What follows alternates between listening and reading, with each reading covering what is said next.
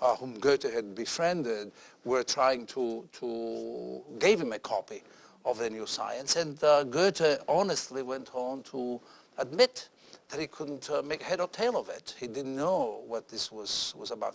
Eventually, in France, it acquired some kind of a following. But this is already talking about the early part of the 19th century. There were a number of readers of Vico, very, very interesting ones, who would focus on the problem of history. The idea there was Hegel was around, so really had a kind of resonance at the time. The actual shift in the awareness of Vico really came in the 20th century.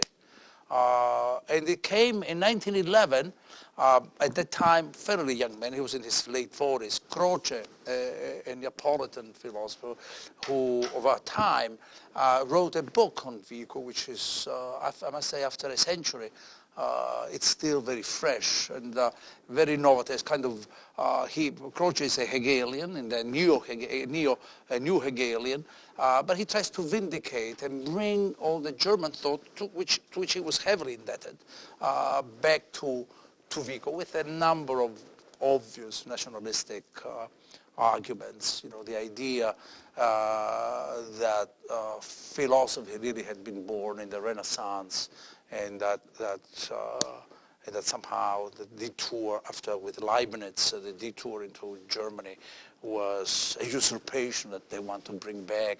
Nonsense. It's a lot of nonsense. But I mentioned this book of Croce written in 1911 because an Irish writer writing in English, James Joyce, read the book, and he began to not only disseminate, but making use, imaginatively, the use Vico and Giordano Bruno, who was a kind of another extraordinarily powerful and innovative thinker, also a little bit confused, who would go into all directions. And I don't know how much you know of Bruno, but if you compare him, for instance, to Nicholas of Cusa of 2 centuries earlier, he really is in that tradition, but Cusa is incredibly clearer and sharper than Bruno. And but at any rate, Joyce makes use of the two of them, both in the Ulysses and in the other book that he writes about the Wake, as it's known. Since then, Vico has known quite a rebirth, his work rebirth. I have to say, in Germany, and Trabant, for instance, very good work on him. Cassirer, who has written extensively, who in the United States and Canada. In Canada, there's a gentleman from the York University. Sampson, I think his name is. It takes the might of someone like Sampson to write on Vico, and he did very good work. And so we are continuing.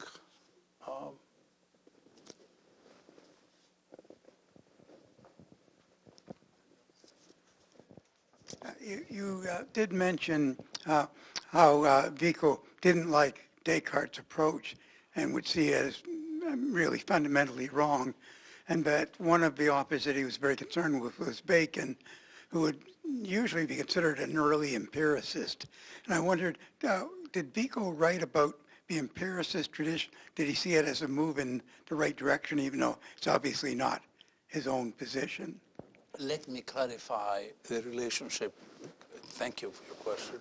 Let me clarify the relationship between, the actual relationship between Vico and Descartes. Yes, he criticizes the representation, the autobiographical section in the Discours, undoubtedly he does.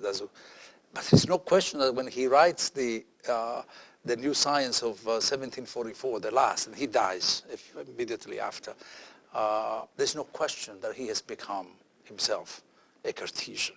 The very idea of the last part of the New Science, 1744,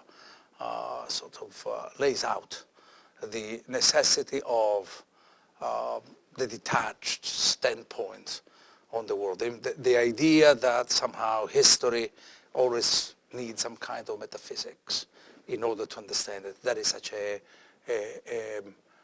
Cartesian move, fundamental Cartesian move. It may be questioned. It has been questioned by the 20th century German thinkers, but nonetheless, that is an issue that Vico is in fundamental agreement with. And also, not only that, I think that he must have known that in Vico there is such a thing as an aesthetics, for instance, and one cannot go on pretending that it's not there, that somehow he's all involved in intellectual and abstractions. So that relationship is being rethought now. It's being seriously rethought, and I don't think that there is a neat continuity between Descartes and Vico. Nonetheless, the debts are going to be more acknowledged than they have been in the past. So this is the answer that I'm going to give you. But you're right to be surprised about how does he view him? What is the sense of the empirical? Vico does address, that's really the issue that you were raising.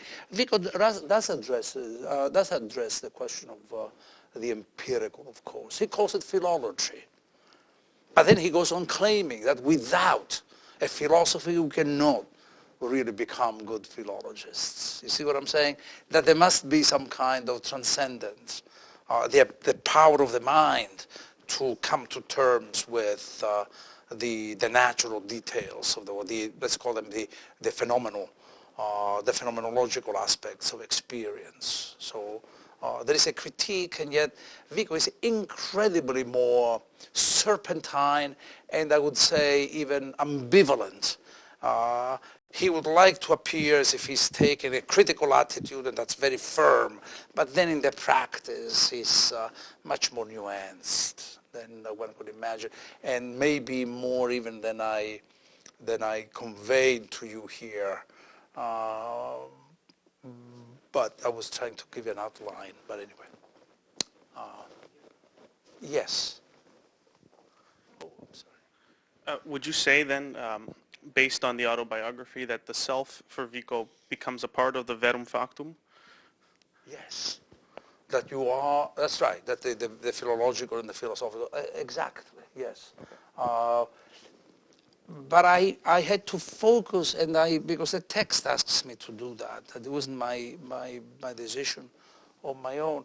I had to focus on the failure of a truthful kind of representation of self, because the self is going to be forever unknown to oneself. You know, I inhabit my body, I have a mind, but I'm not sure that I know exactly the origins, my intellectual origins, the implications of what I say. And then by the time he seems to have been realizing this idea of a self that finally I can be an author, and that's really what determines who I am. My work defines me, and it gives me the kind of reality outside of myself, that a standpoint by which I can finally look at myself, and that's what I am. And he ends up in the most disfiguring experiences, you know. And it's, you know, if you ever go and read this autobiography, and I would encourage you, the young people, and people of younger than I, everybody is younger than I would encourage you all to do this. Of course, go and read it. It's what is amazing is the refusal of any pathos of oneself. That's what I am now. I'm invited to banquets, so I have to get up and give a toast, and then they can give me an envelope. And then I have to go to a funeral, and there's a tradition of, as we say, you reach the point in a town where everyone is a great man. That's the moment when one is dead. He has to go and reciting this, and he has the need for it, and also he sees the outline of a profound failure. So yes, the verum and the certum, but we're still dealing with intellectual categories, the existential aspects. In fact, I threw out the name of Jean-Paul Sartre because I don't know that he does in a deliberate way. He may. I mean, people read everything. They read them then, and we try to read them now if we're interested in certain things. But it doesn't matter. But there is a strange sense of the being involved in one's work, in one's history, and almost that as if the existential aspects of one's existence is really that which can tell us much more about ourselves than any other intellectual plan. The gentleman has his hand up.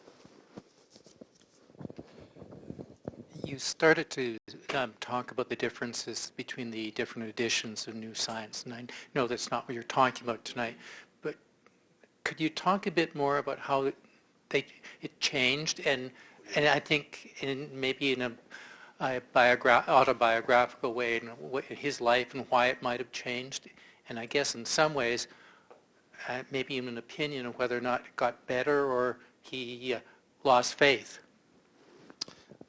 Excellent question, really. Did it get better? Let me start from the end. Did it get better? I think so, but I'm not a majority. That's my view. And why? He inserted sections that were not, for instance, in the 1726 edition, the section on Homer. He did have something on Homer, but that had become, now he is structuring it in a kind of numerical manner that makes one think of Descartes, by the way, since you are thinking of Descartes. Finally, now there are 5 books. There is a center, and the center of this narrative is going to be Homer, the question of poetry. He makes it so clear that the poetic becomes a way of knowing. Once we really understand poetry, then he says, now we can talk about the fictions of law, the fictions of politics, etc. So that becomes this kind of the watershed point, the shift of the focus in the narrative. What else changes? In the second part, that's the reason why I like it, it's increasingly, we usually can speak of a philosophical novel, right? If we read La Nausée, we say, that's a philosophical novel. It's not written like a novel, but it's a kind of grand philosophical epic, where now he is the kind of the hero underneath it all, who has been taking journeys like Ulysses, like Aeneas. They go through a philosophical. So the whole New Science of 1744 is really built as a journey in time from ancient archaic periods to the book 5, which is where the hero, the writer, the philosopher lands, and it's about modern Europe. It's described, the whole narrative is described as, yes, the heroic age, the age of the gods, the age of the heroes, and then the time of decadence now, the modern age, because all passions are sort of viewed askance, where we like to be reasonable and we don't like to live spontaneous. So the common critique of modernity. And yet, at the same time, he says, Europe has never been better than this. Our universities, our sciences, our academies are adding also this idea that indeed there is now a place for a federated political conception of Europe, and he's addressing Europe. These are all elements completely missing in the first part, where he had discovered, though, the importance of poetry and the relationship to myth. And so much of the work in 1726, it was a question of intellectual growth. He had grown, clearly. He had had a number of personal failures that I think had been forcing him to go back and rethink some of these ideas, which he relates in the autobiography. And since you want to know more about this autobiographical details, I'll tell you one, which is really the most, in many ways, the most gripping. He is a professor of rhetoric, a professor of literature, to speak in modern terms. But he wanted to become a law professor because it paid much better than as now, I suspect, at least south of the border. You go 100 yards down and you experience that. And he runs for this, there's a job opening, and the way they decide is to give a public lecture, and so did the other one. His opponent, there were two left standing, and he fails, but he relates the story how he had to prepare the lecture the night before at home in his household with his children running around, his friends stopping by, coming in to say hello and wishing him well. He's still there thinking about how his thought takes place and develops within a social network. That's really the most anti-Cartesian moment, not in the solitudes of oneself, away from the context of others. That's how he develops. But he goes to read this, to present his paper, and he wants to impress the professors who are there. And he says that, and he uses a technical Greek term, but he makes a mistake in pronouncing it. The embarrassment was such that he withdrew, and therefore he goes back to his old job of a professor of rhetoric. And at that point, and this is the beauty, I think, of Vico's ideas, how existentially there's no failure which cannot really be construed as a cause for success and for really turning it around. He fails, and then he goes back and rethinks the question of myth. He starts thinking about the etymologies of language. To him, in a way which is anti-Platonic, so nothing with the Cratylus, abandons the Cratylus. He starts becoming more forceful in his own thinking. And what does he do? I mean, he starts thinking with the first word that he starts thinking about etymology, mythology. This combines, it's an oxymoron, mythos and logos, contracted into one, and that's the beginning. So he goes back to the Greek that he did not know well, where he had stumbled, but he retrieves it and goes on expanding on this idea of what he could really achieve. Is he going to be rediscovered as a major thinker? I mean, someone was asking me, there's a gentleman here before was asking me, will he ever be thought of a great philosopher? The Italians didn't have great philosophers. That's a very doubtful proposition, I can say now, by the way. But because there's ways and ways of doing philosophy. If you think that to do philosophy, one has to do it the way Kant does philosophy, that clearly that's not the case. But maybe there are other ways. Vico represents that kind of alternative.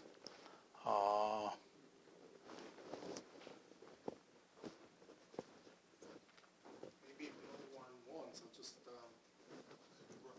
couple of observations. The fact that Sartre might have read some people. Scratch that. Okay. A few, just a remark and maybe more of a question, but the fact that Sartre might have read Vico is probably not impossible because of that line, that thread, that sequence that you have spoken about, the Augustin Rousseau, because we know that Augustine was a piece of reading for all of French existentialism. That is safe to assume, Adrian? Yeah. So we can safely assume that, and then the Augustinian side of autobiography may have led some of them, so it may very well be. The other thing is, and I know you're a gourmand of literature, so maybe you avoided the very difficult and probably undigestible writings on law, but there's a big corpus of writings that he does on law, and he's very refined and very erudite. Yes. But I wonder how he looks at the law phenomenon. Is it just one of the aspects of a civilization that he studies historically, or could it be the place of negotiation of the selves? Of the self? The selves. The selves.